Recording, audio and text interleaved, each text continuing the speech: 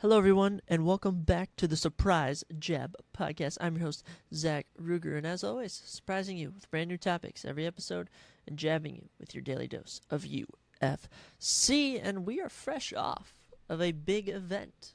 That's right, UFC London went down this past Saturday, July 22nd, and it did not lack for interesting stuff that went down. We'll be covering all the fights later. We did pretty decent. We go 4-2 on our main card predictions. We are now sitting at 77 and 50 on the year for our main card predictions, and 447 correct picks all time, 327 incorrect picks all time. So we're up plus 100.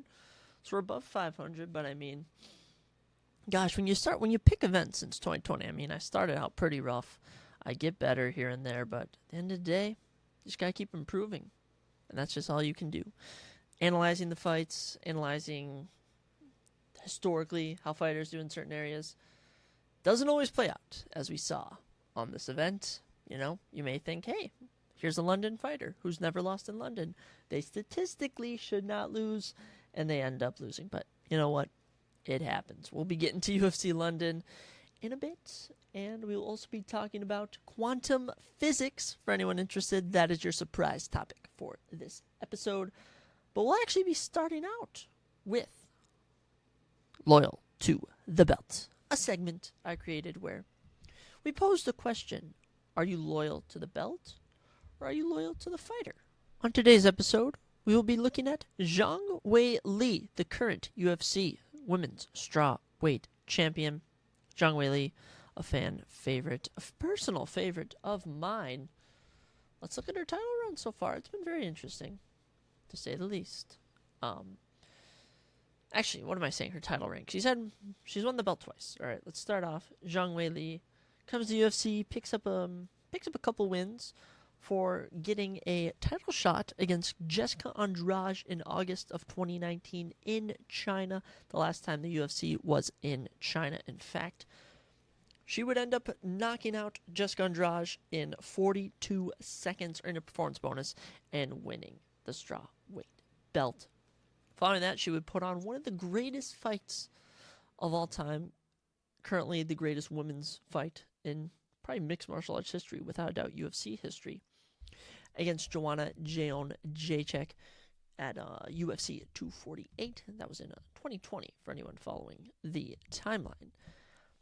Following that, she would, of course, get knocked out by Rose Namajunas in 2021. Everyone remember that on UFC 261. UFC 261, one of the best cards of all time. If you're going to introduce someone to UFC, maybe just MMA in general, I consider showing them UFC 261, Usman versus Masvidal 2. After that, she would rematch Rose at UFC 268, lose a split decision. But it was after this fight I realized I was not a fan of Zhang Weili as champion. I was a fan of Zhang Weili in general, because after that, we're now in 2022, she would knock out Joanna Jędrzejczyk in a rematch, spinning back fist, actually retiring her. And if any of my hardcore fans know, in November of 2022, she would absolutely demolish Carla Esparza, submitting her with a rear naked choke in round number 2. For me personally, I'm loyal to Zhang Weili. I'm not loyal to the strawweight belt whatsoever.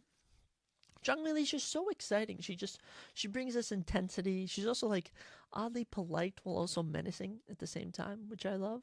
She has a fight lined up with Amanda Lemos for UFC 292 in August, and you can bet I'll be watching that fight. That's going to be very entertaining. But with only 2 losses in the UFC, she boasts an impressive 23-3 professional record. Zhang Weili, nickname Magnum, I'm a fan of you. So, I'm not loyal to the strawweight belt. I'm loyal to Zhang Weili. So if Amanda Lemos wins, I will not be happy. I'm trying to think of all the fighters we've been through so far. I mean, this was the first women's champion. I know we've talked about flyweight for sure. If you didn't know, I was loyal to Brandon Moreno, not to the flyweight belt. I don't think I'm loyal to Aljamain Sterling. I think I'm loyal to the bantamweight belt. Featherweight, I'm I'm loyal to Volkanovski, man, but Ito Puro about to make me second guess who I'm going to root for if they end up fighting. We still have to talk about lightweight. We still have to talk about... Actually, we did talk about... Did we talk about welterweight? I can't recall. I don't think so. So I think we have lightweight, welterweight. We talked about Israel Adesanya. We are loyal to Israel Adesanya. He's very entertaining. We haven't talked about light heavyweight because it's kind of a chaotic division. We haven't talked about heavyweight, women's flyweight, or women's bantamweight. So we got a lot of divisions to cover for loyal to the belt. And whenever a belt changes, of course, we will be mentioning that. And in a couple weeks when UFC 292 goes down, we might even bring up this segment again. And I know that UFC 291 is coming up, which we will be doing a big show covering that card. It is probably the biggest card of the summer. It rivals UFC 290 for biggest card of the summer. We'll be covering all things about that, who we think is going to win the main event. But as for the BMF belt, there's not much to say. This is the second fight. The original fight was at UFC, what was that? UFC 244, I believe, in Madison Square Garden. Or was it in Brooklyn? Between Nate Diaz and Jorge Masvidal all the way back in 2019. But now we're in Salt Lake City, Utah. UFC 291. I believe we're in Salt Lake City, Utah. I can't really recall. And we have Dustin Poirier versus Justin Gaethje. Gonna be an entertaining fight. I do not have a prediction right now. I'm leaning Justin Gaethje.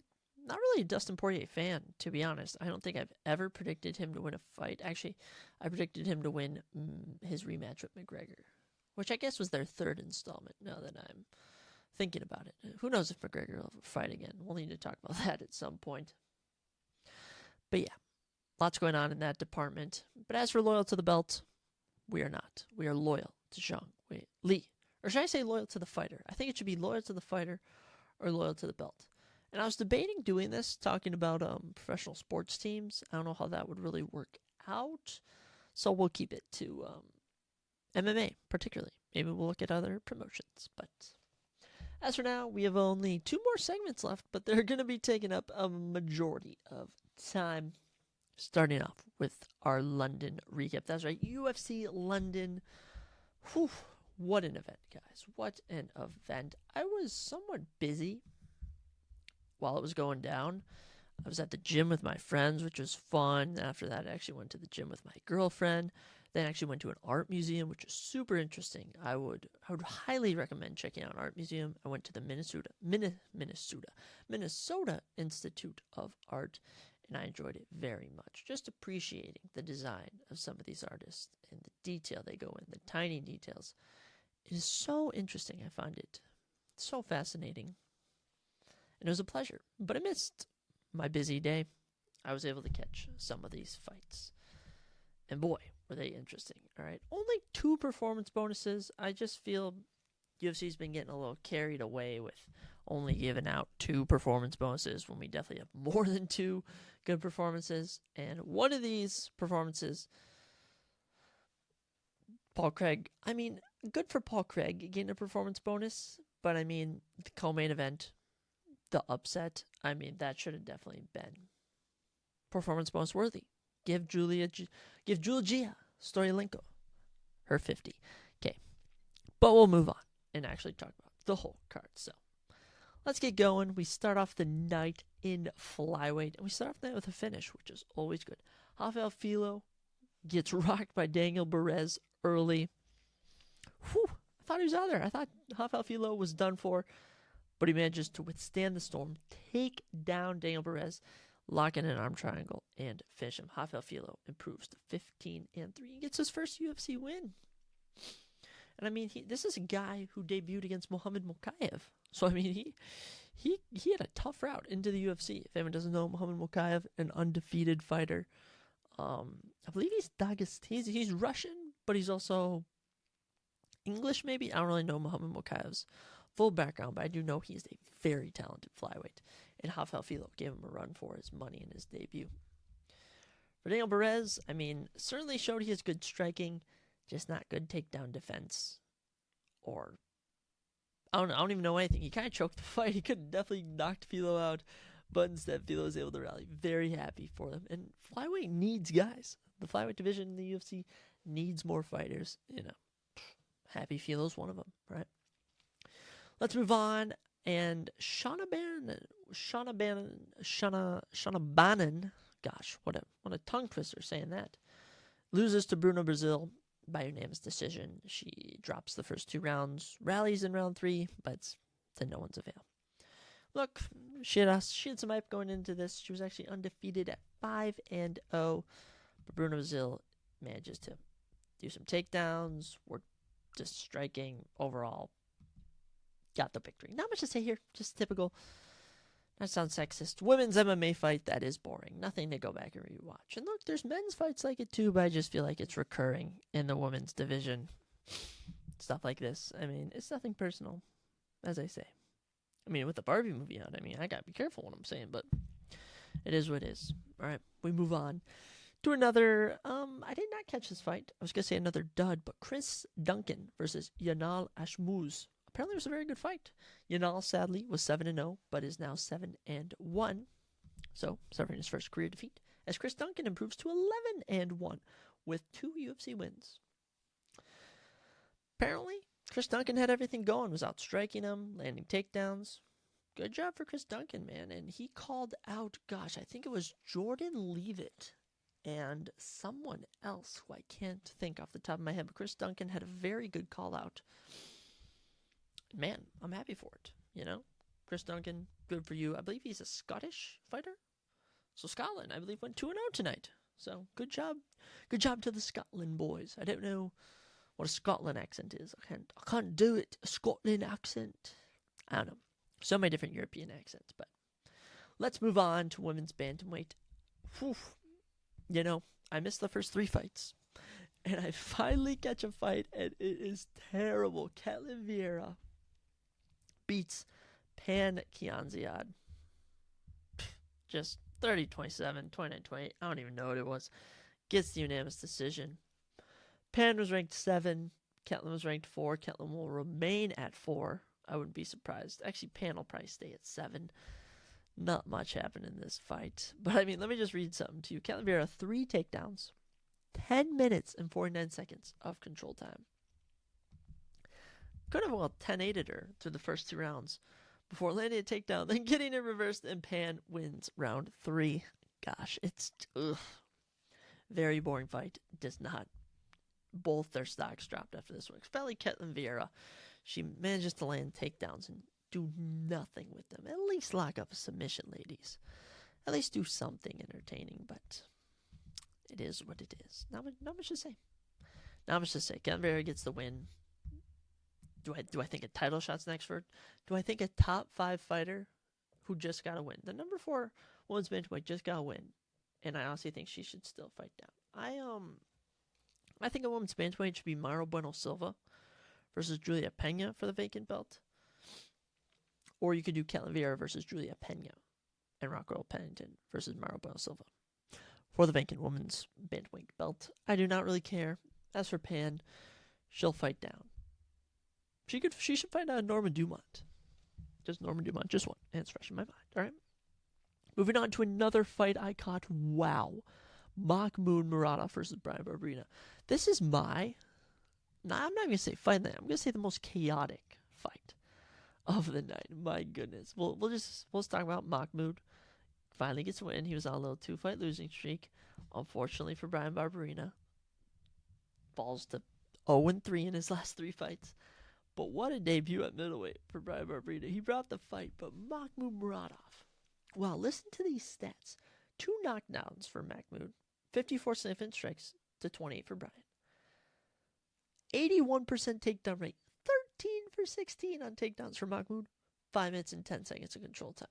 So Mahmoud wins a round on the ground, without doubt. If your control time is over 5 minutes, or at 5 minutes, I consider you have won a round somehow. You have to have won a round somehow, all right? But for Mahmoud, 13 takedowns. I mean, he was doing whatever he pleased to Brian Barberena. And, round 1 was pretty casual, just Mahmoud shooting for takedowns. So after that, all hell broke loose. Mahmoud was going crazy, taking him down, swinging on him. I loved it, man. It was entertaining, but at the same time, it was pretty chaotic. There was one scary moment, though, where they both like shot for takedowns or ducked, and they clashed heads, and it was pretty brutal. I thought they were gonna stop the fight, but thankfully they did not. Mahmoud, congratulations. You will move on in the middleweight division. As for Brian Barberena, man, I don't know what to do with him. I don't know. But we move on to heavyweight, where Mick Parkin beats Jamal Pogues. Mick Parkin, I believe, yes, improves to 7-0, getting his first UFC victory here against Jamal Pogues, who falls to 10-4. Just outstrikes him.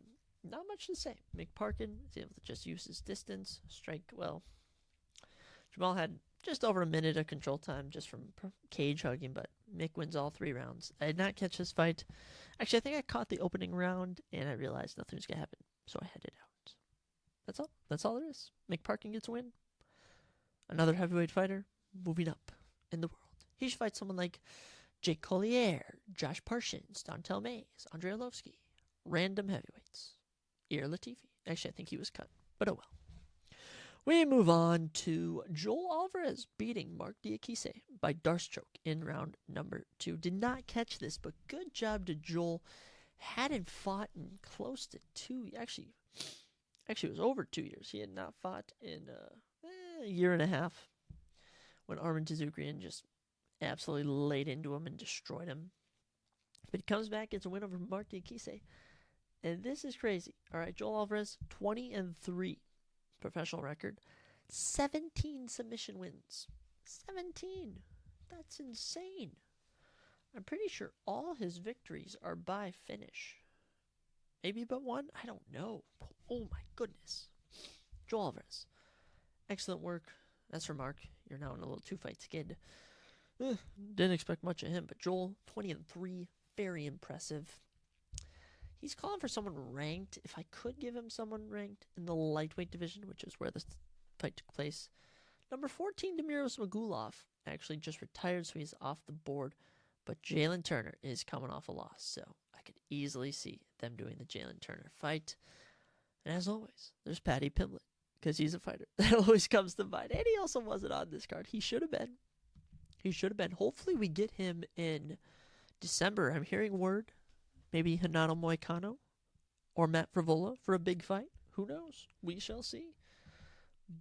But as always, we move on to our fight of the night. If no one knows his name, Johnny Parsons made his UFC debut against Danny Roberts. Johnny improves to 9-2 with his dominant victory. Danny falls to 18-8 and is on a 3-fight losing streak. Not looking good for Danny for his UFC career. But Johnny Parsons, man, what a debut. And he actually called out Michael Page. If no one knows who Michael, nicknamed Venom Page, is, MVP, he is from Bellator, pretty much the second or third biggest MMA promotion in the world. And he's a free agent. And he was at this UFC event, which leads me to believe he's signing with the UFC, which would be a huge signing. Immediate fights that come to mind are someone like Kevin Holland. And when you got guys like Johnny Parsons calling him out, that's a good call out. After your first UFC career victory, it's a good call out. This was fight of the night though, for sure. I did not see this live, but I actually went back and watched it. They just swung. Johnny Parsons and Danny Roberts swinging to take each other's heads off. It was brutal, it was violent, but it was so entertaining. And I was so happy to just see two guys giving it their all, and truly, they gave it their all. I mean, Danny, eventually, he just fell down. The ref was like, I've seen enough. But congrats to Johnny Parsons. You'll move on. You'll move on in the welterweight division, which is always busy. The welterweight division is one of those busy divisions. So, following that, the prelims, I don't know how they thought they were going to squeeze 9 prelim fights in 3 hours, but they managed to squeeze 8 in 3 hours, so props to them. So Daniel Marcos versus Davey Grant was pushed to the main card. I did not have time to officially lock in a prediction, so my prediction was still from the prelims, which was unofficial, and I had Davey Grant winning on my scorecard, but Daniel Marcos gets the split decision win. And as always, we say this every week, the Vince McMahon, the authority, WWE, what's best for business. The split decisions, man, they're always what's best for business. Daniel Marcos improves to 15-0 with his split decision win. Davy Grant, man, gets robbed. 50-7 record now for Davy, but that's not the point, all right? Look, for damage, yes. Daniel Marcos did piece up Davy Grant's nose, okay? It was pieced up.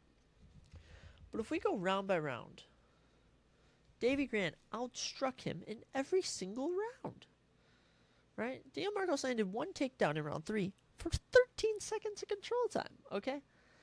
The only reason Daniel Marcos won this is because he was an undefeated fighter and because he busted up Davy Grant's nose. But on everything else, Davy Grant won.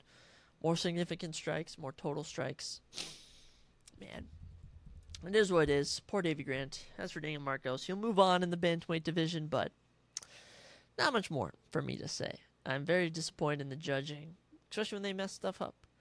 Because I feel like how can you even have split decisions? It should be obvious who won.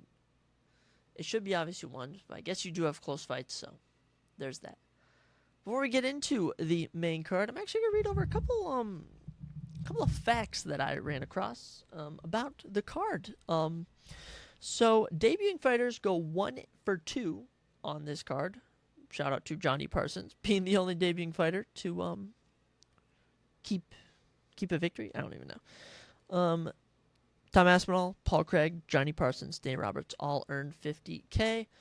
Should be more. I think it was the first UFC London card in this post-COVID era where you had, I believe it was the first card, Aspinall versus Volkov, where almost every finish got a performance bonus. It was so exciting.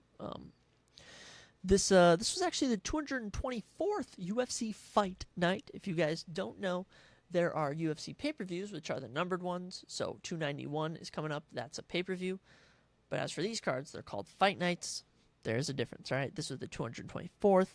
It had a live attendance of 15,078 at the O2 Arena for a live gate of 2.5 million. Wow. Very successful. All right, betting favorites go 10 for 4 on this card. One fight had even odds, as there were 15 fights. That's very impressive to me that only 4 underdogs cashed, as underdogs are very fun to bet on in UFC, but also very risky.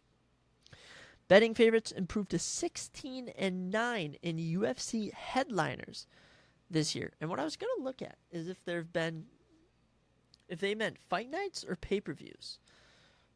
Because I'm pretty sure there's been over 25 events this year, but I could actually be wrong. I think that might be in total.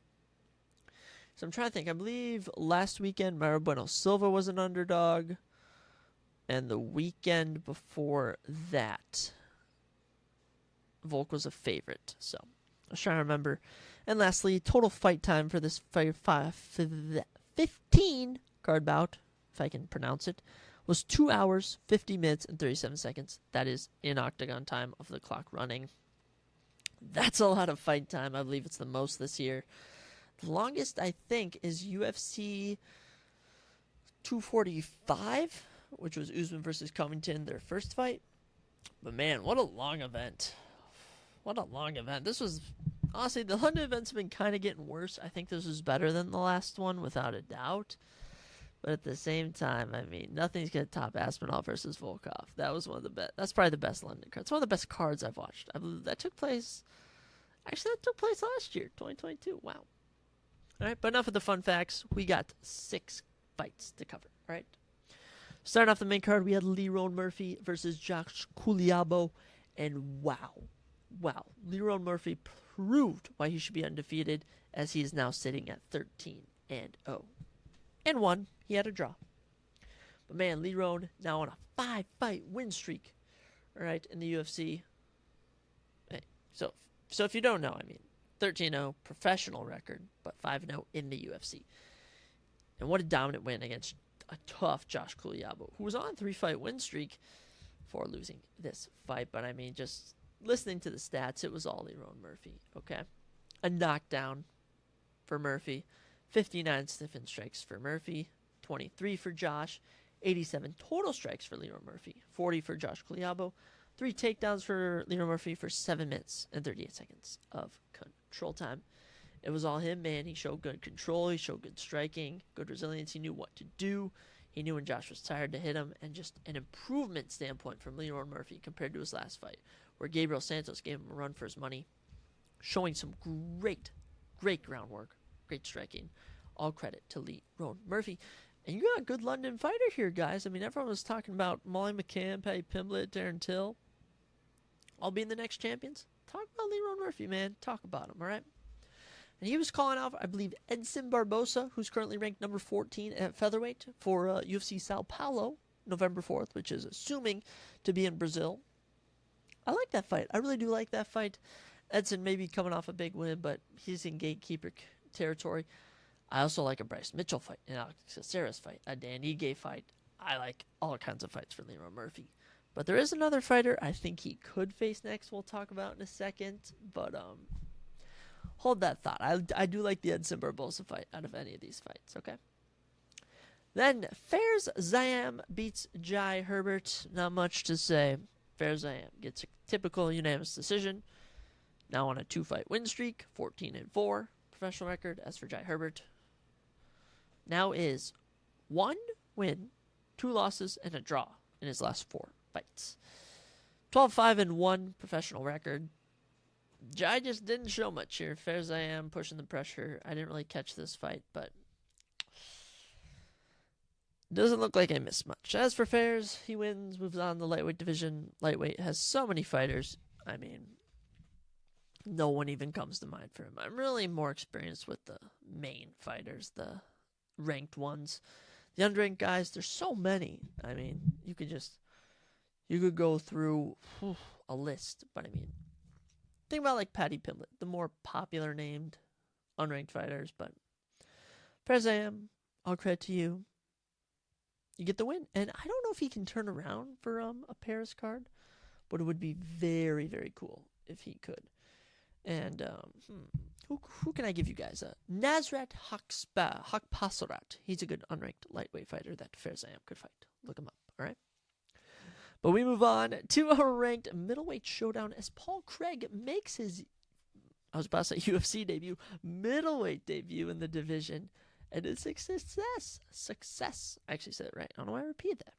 He beats Andre Muniz, who's currently ranked 14, so he'll take the number 14 spot at middleweight. And he gets it done, man. He was trusting his striking. He was trusting his ground game. And up until this point, though, it was very competitive. Very competitive. Andre Muniz probably winning round 1, actually. But Paul Craig found his rhythm, gets it going, and gets a nasty elbow TKO over Andre Muniz. He got into top mount, into back mount, and was just pounding away, finishing him with no remorse. Good job, Paul Craig. As for Munoz, he now was on a 2-fight losing streak, been finished in both fights. But as for Paul Craig, back in the win column after having lost his last 2. And man, sky's the limit for him at middleweight. A middleweight fight did just drop for UFC 295 today between number 8 ranked Derek Brunson, number 9 ranked Roman Dolidze. That should be a very fun fight. But as for Paul Craig, who will assumably be ranked number 14 come Tuesday when the rankings update, I like a Jack Hermanson fight. I mean, Jack Hermanson, just a typical gatekeeper. But Paul Craig was talking about becoming a double champ, and as unrealistic as that sounds, it's very well possible. I mean, Paul Craig actually holds wins over Jamal Hill, Magomed Ankalaev, and Nikita Krylov, all top 5 light heavyweights. So, anything's possible for Paul Craig. Congratulations to him. And I want a Jack Hermanson fight next. Or even Marvin Vettori. Send him to the top. Who cares? Send him to the top. But we move on to our 4th main card fight between Nathan Wood, and Andre Fili. And wow, this was a battle. Wow. Round 1, all Nathan Wood. All right, Nathaniel Wood getting it done, winning round 1. Not much debate. Striking was on point. All right. Round 2, though. Fili comes out. He's pushing the pace. He drops Wood. He takes round 2. So it's 1-1 heading into the 3rd. But Nathaniel Wood pushes the pace, gets it done. And man, he had some. Who was he calling out? Nathaniel Wood winning the unanimous decision. He was calling out the Korean Zombie and someone else. He called out someone else. I can't even think of it. I think did he call out Dan Ige? I don't know, but I would like a Dan Ige fight against Nathaniel Wood. But he was also calling for Lee Rowan Murphy. Now, it's very weird you get two people from the same country having beef, but Lerone Murphy and Nathaniel Wood both have beef, both London fighters, right? That's kind of a silly statement in general, because, I mean, think about United States fighters always have beef, but I think you guys know what I'm getting at. Good job to Nathaniel Wood. He will, gosh, he's on a little win streak. 3-0 now. I think since he moved up from bantamweight, I mean, he had spent like 4 years, 2 years, 3 years at bantamweight. Went 4-2. Now that he's at featherweight, he's 3-0. Wins over Charles Rosa, Charles Jourdain, Andre Fili. All tough, unranked fighters. Good job to him. As for Andre Fili, he now falls to 1-3 with a no contest in his last 5. So, I don't know what's next for Andre Fili, but I do know Nathaniel Wood has good things ahead of him. All congrats to Nathaniel Wood. Very happy for you.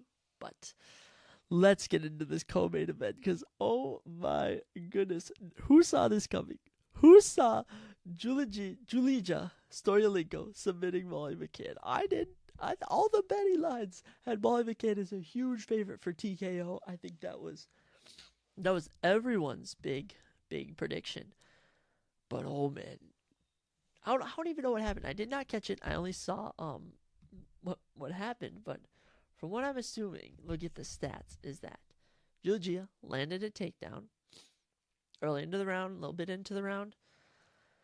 And from what I saw is Molly McCann was in, like, I don't even know if I want to call it full guard. I don't even know if she was in her full guard, but Julija kind of had her arm. And I don't know if Molly was trying to roll or something, but she basically put herself into the arm bar. It was very weird. Before people say, like, oh, maybe she sold, she just wouldn't sell in front of her London crowd, all right? It's just not in her, I don't think. But she gets armbarred and she gets finished, and Julija gets another win. And get this, Julija Storyalenko is 11-8 with 10 armbar submissions. That's insane. 2 in the UFC. And this is also someone who is now 2-5 in the UFC. I mean, she was 1-5 headed into this, most likely getting cut. Instead, she shocks the world and beats Molly McCann. Molly, now 13-6. This is now the second time in the UFC she's on a 2-fight losing streak. So we'll see what happens. We'll see if she can bounce back. But I don't know. I don't even know. Who could she fight next? Who could Molly McCann fight next? Ugh. Trying to think. There's got to be some random woman. Maybe. What weight class is Estella Nunez in whenever she returns from injury? Molly McCann, I believe she's dropping a straw weight. I think she made an Instagram post saying she was. Didn't make any excuses. Just said, hey, I lost. I'm sorry to all my fans. I don't even feel bad. Molly McCann, that's just embarrassing. That's just embarrassing. I mean, she was such a betting favorite, but it is what it is. I don't care. Good for Julija Storyalenko. I go 4-2. All right, I've predicted however many. I've been predicting events since 2020. And I'm yet to have an event where I don't get a correct main card prediction. I've had some close ones. I believe I've gone 1-5 on a 6-fight main card. So whenever I do predict just one main card fight happy, I'm kind of happy. And I was already sitting at 3-1, so this didn't make me too sad when I was 3-2 on my main card picks. But it's just laughable when someone like Molly McCann, who talks a lot of trash and cannot back it up. She's now lost to Erin Blanchfield, who was at the top of the flyweight division. And she's lost to Julija Storyalenko, who is quite possibly maybe the last person in the women's flyweight division. She was just not that impressive. 11-8 record. Oof. You're almost below below 500? Yes. But now, let's get into that main event. Oh my goodness. Talk about, I mean, I honestly think Julija should have got performance bonus, but a man who definitely deserved a performance bonus was Tom Aspinall. My goodness, Tom Aspinall wins the night. All right. Tom had not fought in a year. Almost a year to the day, all right. The card happened. He fought on July 22nd. His injury against Curtis Blades took place on July 23rd, 2022. So he returned a day before he had gotten injured, a year later, and did not waste any time. Look, Marcin Tybura, good for you. You got your main event. But oh man, oh my goodness, Aspinall just waste those time. I mean, the fight lasted 1 minute and 13 seconds, right? It's just typical striking. All right, they're feeling each other out. Then Tom hits him with an elbow. All right, in the little clinch at the start of the octagon, hits with an elbow, sends us straight, and boom, drops him, lays in a couple ground and pound punches. And when it first happened, I was thinking, oh, this is gonna be an early stoppage, but no, the ref gave him adequate time, and Marcin Tybura just wasn't fighting back, and that was that. Tom Aspinall returns in front of a London crowd and gets a 1:13 knockout. Woo! Amazing stuff. Tom Aspinall. Wow. It gets me hyped just thinking about it now. I mean, so we had just left the art museum, and we were sitting in the parking garage of my car, and my girlfriend was like, all right, I'll find somewhere to eat. And I'm like, all right, I'm just going to watch this main event. All right, we might be here like 20 minutes, 30 minutes. And 2 minutes later, we were pulling out the parking lot because Tom Aspinall got it done. Oh my gosh. I'm getting all hyped right now. Okay. Tom Aspinall, ladies and gentlemen. So exciting. Tom improves to 13-3 in his pro career. Marcin Tybura falls to 24-8. But Tom Aspinall now has 6 wins in the UFC, all by finish. 5 of those are performance bonuses. 5 of those are in round 1.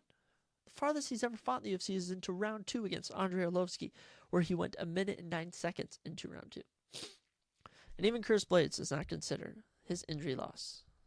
Curtis Blades does not consider his win over Tom Aspinall as legit. He considers it a no contest, since Tom threw one kick 15 seconds in and got hurt.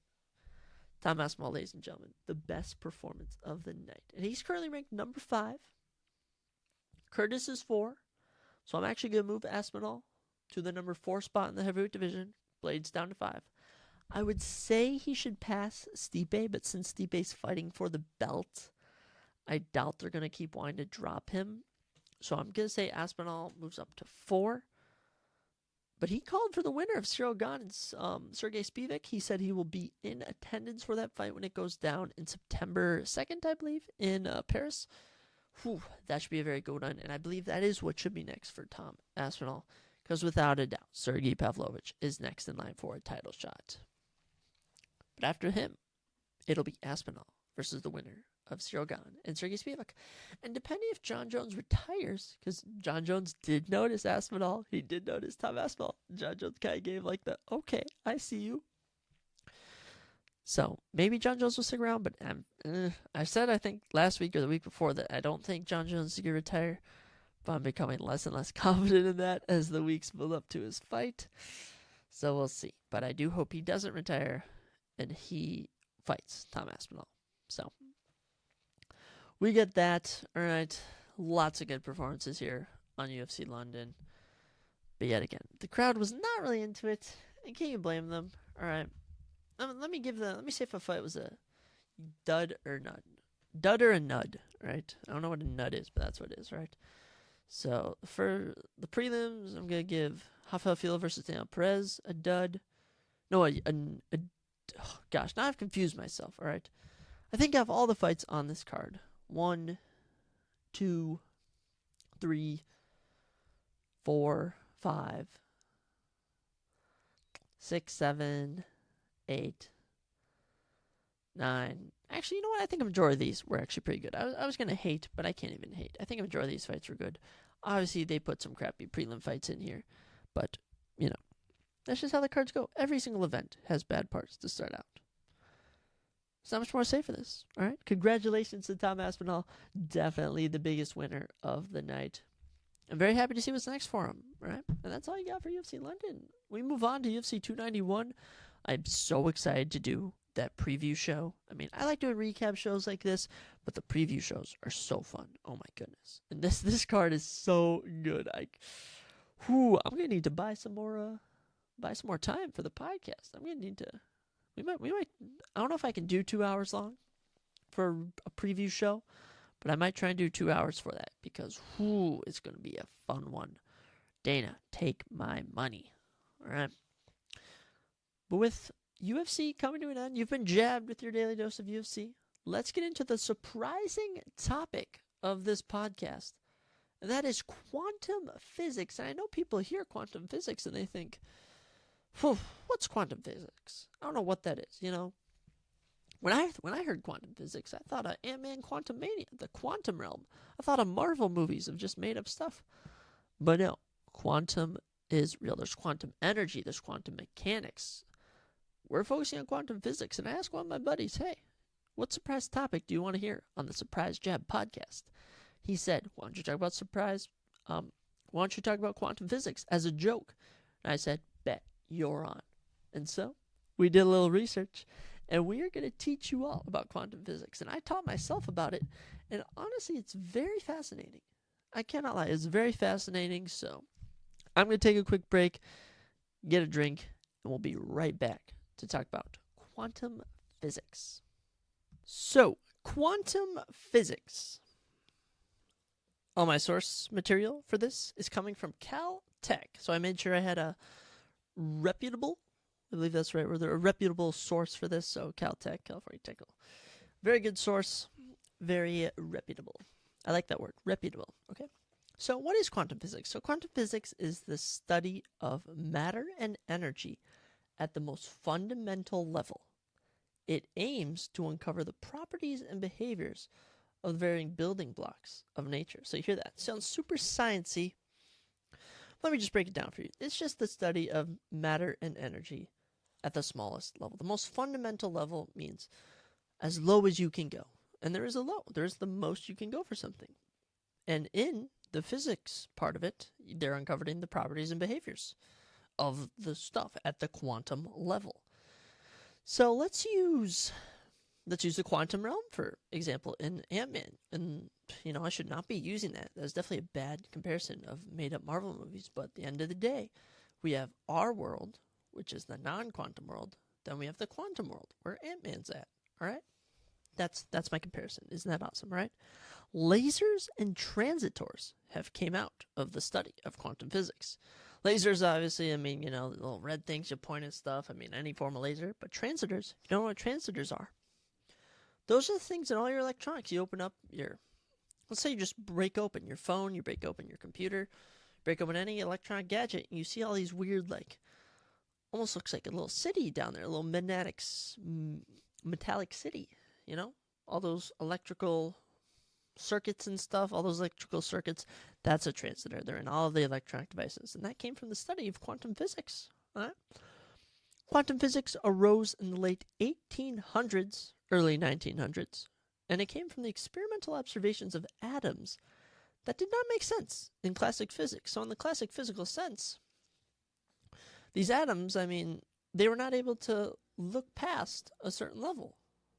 But then they found out you can go past a certain level, okay? So the discovery being from this that matter and energy do have a minimum value. So you can, in fact, break down matter and energy again and again and again, but eventually you do get to a level where it is at a minimum value or quantum.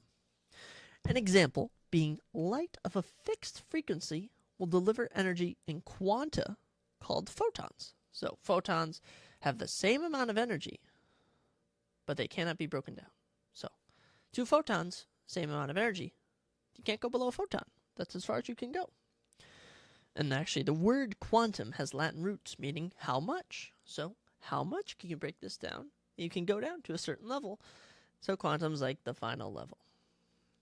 And there's a lot of concepts that help to establish the foundation of quantum physics. It's not as simple as Dr. Hank Pym having some suit that makes him shrink, and he's able to explore this realm, and his wife gets caught in that realm, and then you find out that Kang is actually... Okay, get a little off track here. Let's go back to reality, not to the MCU. So, there are 4 central concepts that we're going to talk about. So, prepare to be blown away by all sorts of knowledge you obtain here. Okay, starting off our central concepts, we have wave-particle duality. So wave-particle duality dates back to the earliest days of quantum science in general. The wave-particle duality describes the outcomes of experiments that these experiments showed that light and matter had the properties of particles or waves. So these experiments were showing that light, just normal sunlight, light from a light bulb, and matter, everything around us, they had the properties of particles or waves. So today we understand that these different forms of energy are neither particle nor wave, but distinct quantum objects. We cannot conceptualize fully. But back then, they thought they were dealing with waves and stuff, but waves and particles are in a different form today. But wave-particle duality was one of the earliest forms, and as always, in every regard to everything in life, whatever you start out with is not what you finish. So, wave-particle duality was the original, but it was not the final. So, another central concept that is essential is called superposition. So, I actually recognize this term from I took calculus. It's Math 130 at Minnesota State Mankato, and it had to deal with business calculus, but I recognize the word superposition. So, in mathematical terms, it means an equation with one or more outcomes. Now, in quantum physics terms, superposition is a term used to describe an object in multiple states at the same time. So, a superposed object is like a ripple on a still pond that is a combination of two waves overlapping. So, you throw in a rock into a still pond, or even let's say a little fish comes up to the top and grabs something and goes back down. The ripples that spread across, it's not one single ripple. It's a series of ripples, all right? And these ripples are actually overlapping into waves, so that there's the two waves overlapping. So in math terms, when you have an equation, all right, it's like you have your one equation that's coming, the one ripple, and the second one right behind it. So you have more than one, and that is superposition. So if I were to personally interpret that in using superposition, superposition would mean not just one position, but super as in multiple, you know? I don't really know. I'm no scientist, but I mean, this is very interesting to learn, right? Another central concept is called uncertainty principle. In physics, this principle means that two properties of an object, such as position and velocity, so where you're at, how fast you're going, cannot be precisely known at the same time. So, for example, if we precisely measure the position of an electron, we are limited on how precise the measurement of speed is. So, how I interpret that is, if anyone has Life 360, you can see where your person is you're watching. Let's say you want to see where your mom is, okay? You check your mom's driving. You can see how fast they're going and where they're at. You can see where she's at and how fast she's going. According to the uncertainty principle, you could either know for sure where she was at, but you wouldn't be able to directly tell the speed, or you could tell how fast she was going, but not exactly where she's at. So that is the uncertainty principle. And the last central concept that was used to establish quantum physics was called entanglement. So entanglement is a phenomenon that occurs when two or more objects are connected in such a way that they can be thought of as a single system. Even if far apart, the state of one object in that system cannot be fully described without information on the state of the other object, which is very interesting. That two things that are nowhere near each other, galaxies apart, could even be connected. So how can I interpret this for you? So let's say you go on a date, and it's a good date, you know, and there's a story to the date. And I know there's this thing on KDWB maybe, where it's like, there's something on the radio. I don't think it's that. Maybe it's on a country station. It's like Second Chance Date, all right? And you get the girl's story and the guy's story. Well, both of those stories, despite being apart, are both connected in a single event. If that makes sense, you know? I don't even know if that's actually how entanglement works, but that's how I'm interpreting it. I'm interpreting it as that two or more objects, in my example, stories, people, they're connected, and they're thought of as a single system. So two people make a relationship. And even if they're far apart, separated after the date, the state of that one object cannot be fully described without information. So the story itself cannot be described. I don't know if that totally fits, but I mean, entanglement is certainly very interesting. And I did enjoy actually learning about it. But those are the foundations of quantum physics, but there's way more to quantum physics. And I mean, unfortunately, to anyone who hates math like myself, mathematics is essential to the field of quantum physics, as it's difficult to visualize all this information just because of how how low it's happening. And when I mean low, I mean quantum. Quantum is small. Quantum's at the minimum. Remember, photons are the minimum of light particles. So you can't really just look at that through a telescope. Look at that through a magnifying glass. What am I thinking of? What's the thing you look at in science class? Oh, I hate when I mind blank. Man, you're looking under, not a kaleidoscope. Something. Whatever it is, we're going to move past my mind-bogglingness. But, I mean, when I was looking at some of these properties, such as uncertainty, principle, and superposition, they come from math. So you actually need math to look into science. So, STEM, science, technology, engineering, and math, it unfortunately does all go together. It turns out that school system wasn't actually messing with me. It was actually true. It actually did go together. But very fascinating. So, one of the most well-known experiments in the realm of quantum physics actually comes from the double slit experiment. And this involved shooting particles, such as photons or electrons, as we've been talking about, through a barrier with two slits. So, you have something such as, I know they have this actually in Geneva, Switzerland. It's like a particle accelerator. They shoot, but this time they're actually shooting it through just a barrier. There's two slits in it, and when it's shot through there, it helps demonstrate how matter can behave like a wave. So when it goes through, it's have this wave effect, this ripple effect, as we were talking about earlier. And this was actually originally used in 1801 to show how light is made up of waves. And this was done with just using even just blocks of wood or or slitting a door and watching the light come through. And that's how I was able to do in 1801. But nowadays we have so much technology where you can just blast particles and create stuff. I mean, all this quantum physics really makes me think of the atomic bomb and stuff, and really does make me want to go see the Oppenheimer movie, because then we could do a review of that on the podcast. So all this talk of science is kind of interesting. But as mysterious or illogical, and just downright, what are you talking about, Zach? As quantum physics may sound, at the end of the day, it describes everything around us. All right, at the end of the day, quantum is just small. Physics is just studying science. You're just studying the small, as low as you can go, and the stuff that goes on there. And honestly, when you talk about the quantum realm in the MCU, how goofy it sounds, that's a real place. There are microscopic bacteria, microscopic animals that we can't even see. They're on our face. They're in light. They're in the ocean. They're just all around us. But as for quantum physics, I mean, harnessing the power of quantum physics will give rise to new technologies even we can't comprehend.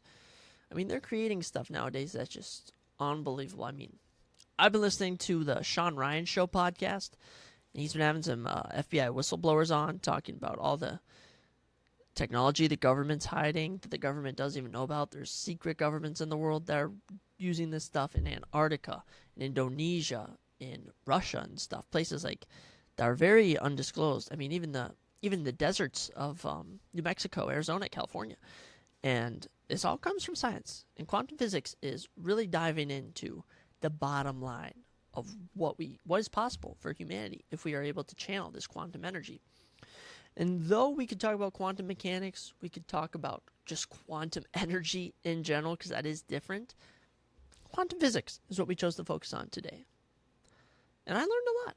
I honestly did learn a lot. I mean, learning about the theories of entanglement, wave, particle duality, I mean, I'm sure you could do full segments on those just in general. I mean, they're very, very cool stuff. As for a double slit experiment, I don't know too much details about how it was actually done. I mean, we can actually check that out, because in the description Caltech gave me, it was very vague on everything that was going on. But yeah, I mean, Wikipedia, what is this? This is Microsoft Bing. I mean, it's just, yeah, it's shooting light through a slit, shooting particles through a slit. So there's that. But the lasers and transistors, that is very cool. That's a very cool aspect of how quantum physics is able to create that. Because transistors are basically in everything you do. And lasers, I mean, who doesn't love lasers? It's a freaking laser beam on a shark, from Dr. Evil, from Austin Powers. Always been around us. And it's crazy that this arose in over 100 years ago. Stuff from before Albert Einstein's time is still around. And he's known as one of the most famous scientists of all time. So quantum physics, ladies and gentlemen, it's all around you. Quantum is, but quantum physics, only really smart people can look into that. But hope you all were able to learn something. I mean, I certainly did learn stuff. I don't know how well I correlated it. I know I was informed by some people that my adrenaline piece was very good, but I wasn't totally scientifically or medically, correct. So, if I'm not medically correct on adrenaline, don't think I'm scientifically correct on quantum physics. But I found a good source. I found some good material, and I found it very interesting. And just to repeat, quantum has Latin roots in meaning how much. So when you think of quantum, think of how much and how small it can be. So that's your surprising topic for the podcast. It was fun. We got lots more lined up. I've been debating how to get into fantasy football. I've been debating to do that episode until I have a guest. But I'm thinking maybe next time we do how to get into UFC, where you start to do that. We also have some conspiracy theories, such as the Montauk Project we'll be getting into on future episodes. Movie reviews, maybe even talk about Marvel stuff. I wanted to watch Secret Invasion, but I've been hearing that's the worst MCU TV show. So I'm now very skeptical on if I should watch it. But I actually did watch Too Hot to Handle. We just finished episode 7. They're waiting until next week to drop the last 3. It is certainly very interesting for any fans that are out there. All right, I'm happy for my boy Dre finally getting some action. But yeah, I just can't believe how unloyal people are on that show, such as Isaac and gosh, who's the Playboy? I already forget their names after I haven't watched the shows. But thank you all for listening. I hope you enjoyed hearing Loyal to the Belt. I like doing that segment. Hope you were surprised with quantum physics, and I hope your daily jab of UFC brought you some enjoyment. So thank you all for listening. I'll be back with the next episode later this week. God bless.